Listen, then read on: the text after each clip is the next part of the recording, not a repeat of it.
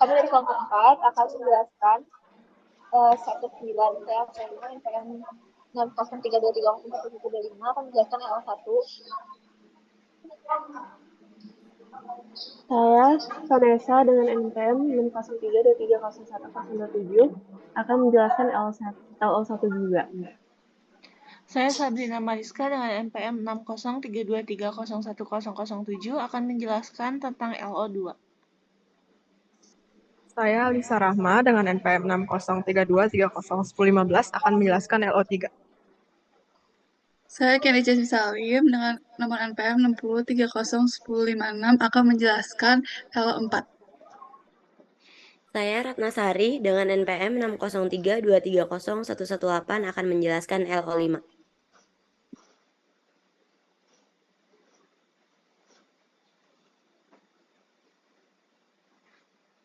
Jadi, untuk LO1 kita akan bahas accounting for plant asset expenditures.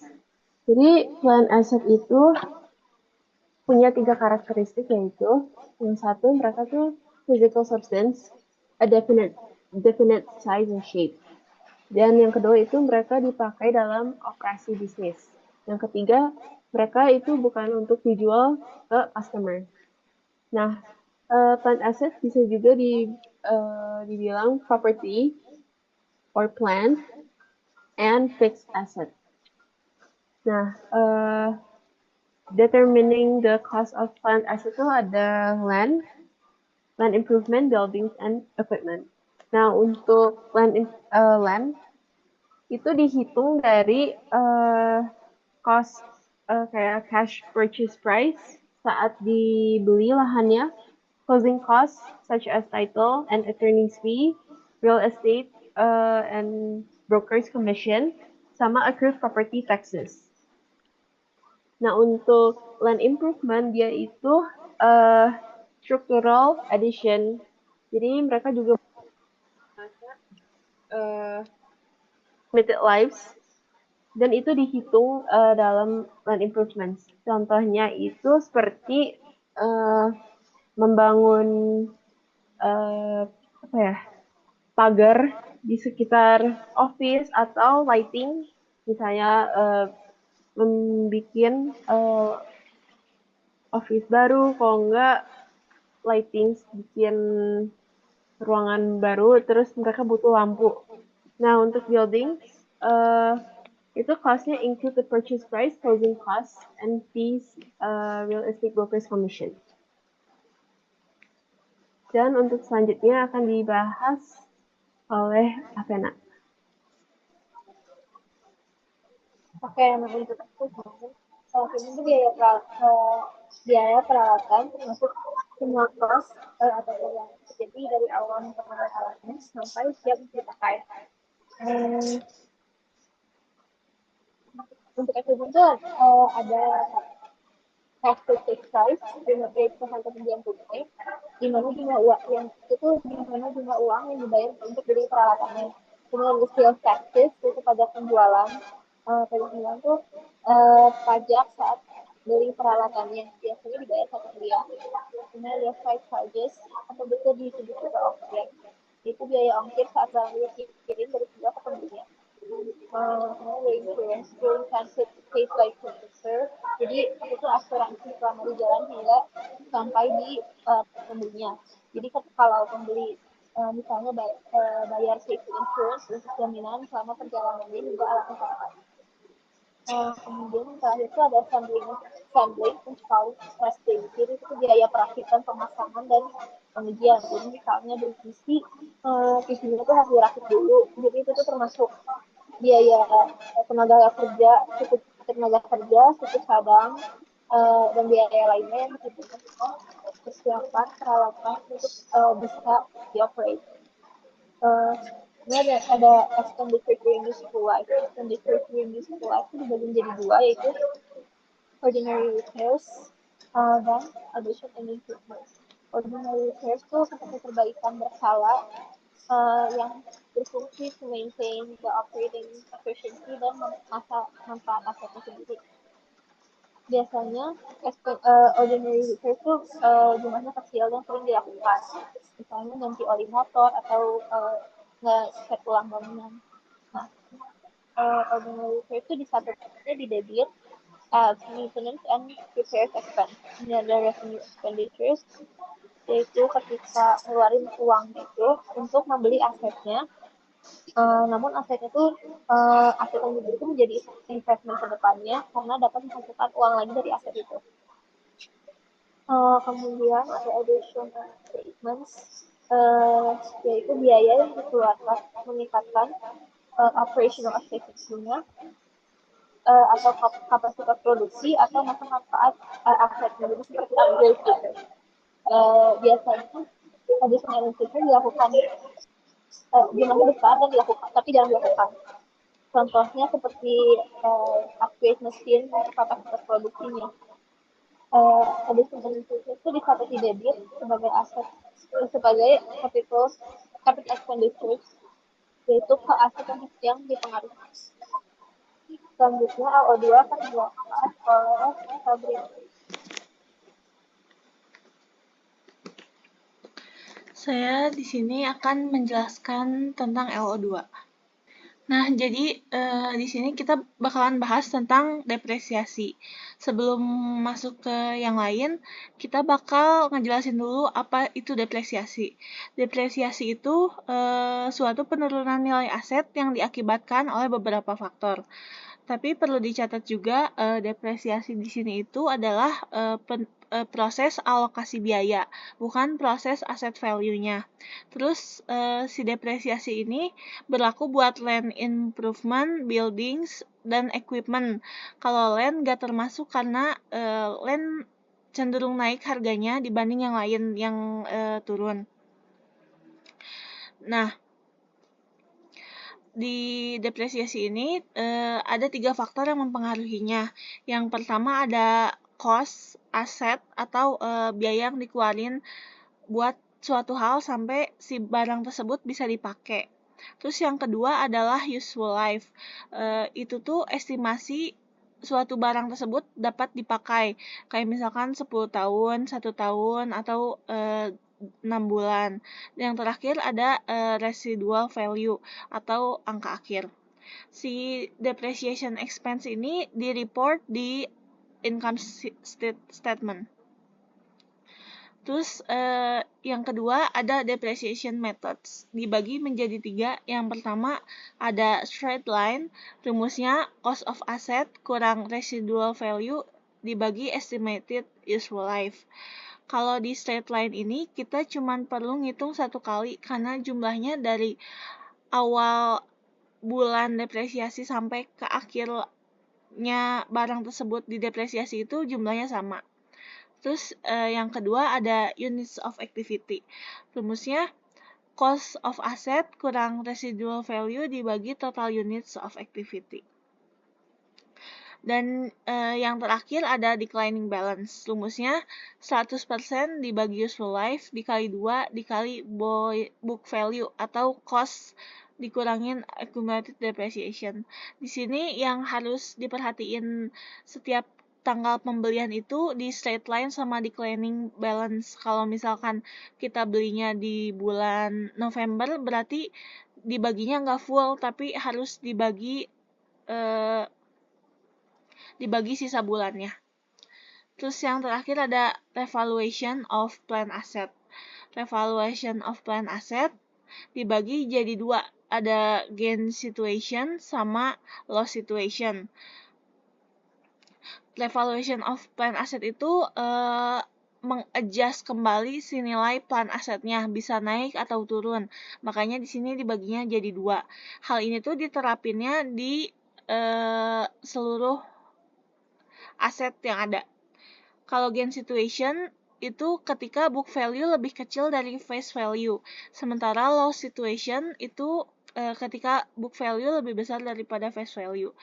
Jurnalnya ada di sini, sama aja sebenarnya, cuman beda di bagian impairment loss sama revaluation surplus. Untuk LO3 akan dijelaskan oleh teman saya Alisa Rahma. LO3 atau disposal of plant asset itu maksudnya adalah aset yang mau dibuang karena sudah tidak terpakai. Nah, disposal of plant asset ini ada 3, yaitu retirement, sale, sama exchange. Retirement itu equipment yang mau dihapuskan atau dibuang. Nah, jurnalnya itu yang pertamanya itu ada di debit accumulated depreciation dan pada kredit itu equipment. Nah, di retirement ini juga ada loss on disposal atau gain on disposal. Kalau loss on disposal itu di debit. Jadi jurnalnya debit accumulated depreciation, lalu debit loss on disposal plant assets, dan credit equipment. Selanjutnya, kalau jurnalnya itu gain on disposal, berarti di debitnya itu accumulated depreciation dan kreditnya ada 2, yaitu equipment sama gain on disposal of plant asset. Selanjutnya, sale. Sale ini maksudnya itu peralatannya dijual ke pihak lain. Tahap pertama itu kita menjurnal dulu penyusutannya. Debit depreciation expense dan di kredit itu depreciation equipment. Lalu di step 2 kita melihat fair value-nya. Kalau fair value-nya lebih besar dari book value, artinya gain on disposal. Dan kalau fair value-nya lebih kecil dari book value-nya, berarti loss on disposal. Jurnalnya itu yang pertama debit cash dan debit accumulated depreciation equipment. Lalu kreditnya itu equipment dan kreditnya satu lagi gain on disposal of plant asset. Kalau jurnalnya ada loss on disposal, berarti di debitnya itu cash, lalu ada accumulated depreciation equipment, dan loss on disposal of plant asset. Lalu di kreditnya ada equipment. Yang terakhir itu ada exchange. Nah, exchange ini maksudnya equipment-nya ditukar dengan peralatan baru. Nah, yang pertama itu kita menghitung cost of equipment-nya berapa, dikurangi accumulated depreciation, berarti sama dengan book value. Lalu yang kedua, book value-nya dikurang oleh fair value, sehingga mendapatkan gain atau loss on disposal of plant asset. Nah, yang terakhir itu fair value-nya ditambah cash paid, menghasilkan cost of new equipment. Jurnalnya, kalau misalnya fair value lebih besar daripada book value, yang berarti gain, di debitnya ada equipment new, sama accumulated depreciation equipment. Lalu di kreditnya ada equipment yang old, gain on disposal of plant asset, dan ada juga cash. Kalau fair value-nya lebih kecil dari book value atau loss, di debitnya ada equipment yang baru, accumulated depreciation equipment, loss on disposal of plant asset, dan kreditnya ada equipment yang lama atau old, dan cash juga ada di kredit. Selanjutnya, LO4 akan dijelaskan oleh Candice. Oke, untuk LO4, di sini ada 2, yaitu natural resources dan intangible asset. Saya akan menjelaskan dulu natural resources dulu ya. Natural resources itu adalah yang terdiri dari sumber daya yang terdiri dari timber, oil, gas, dan mineral. Natural resources harus dialokasikan biayanya berdasarkan umur ekonomi secara sistematis yang disebut depletion. Perusahaan biasanya menggunakan unit of activity untuk menghitung depletion agar biaya yang dialokasikan sesuai dengan sumber daya yang diambil setiap tahunnya.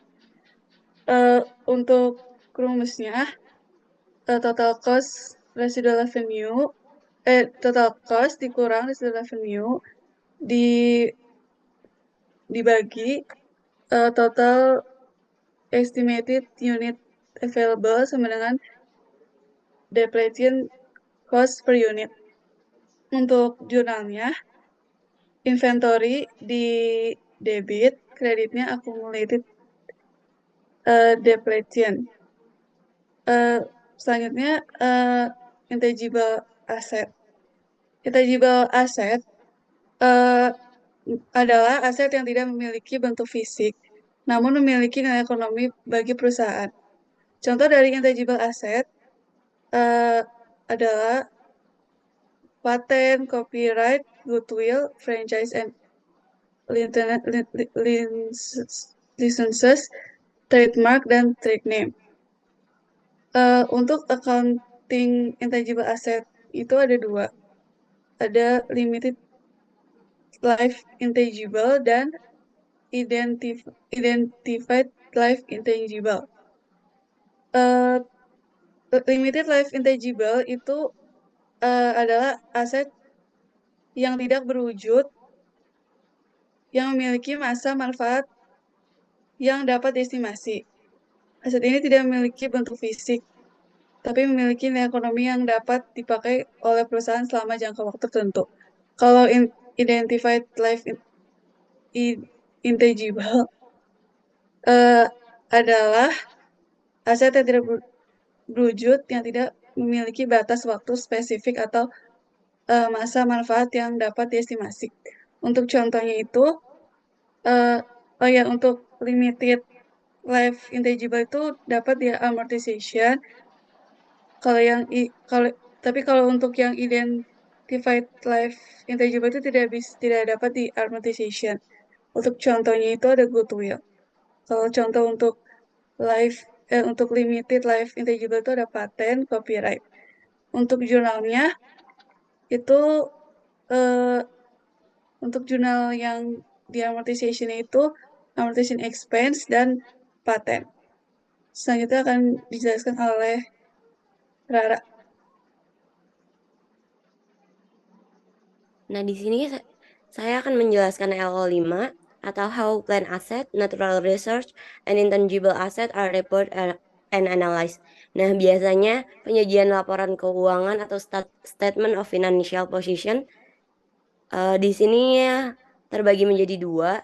Yang pertama, aset tetap dan sumber daya alam digabung dalam plan aset, aset tetap, aset tidak berwujud ditampilkan terpisah. Contohnya seperti property, plant and equipment, gold mine dikurangi oleh association accumulated depreciation, land tidak dikurangi karena dia tidak berkurang, dan buildings dikurangi oleh accumulated depreciation buildings, equipment dikurangi oleh accumulated depreciation equipment, lalu di total property, plant, dan equipment. Dan di sini ada intangible asset, statement of financial position terpisah, yaitu patents, trademarks, goodwill, dan akan dijumlah mendapatkan total aset.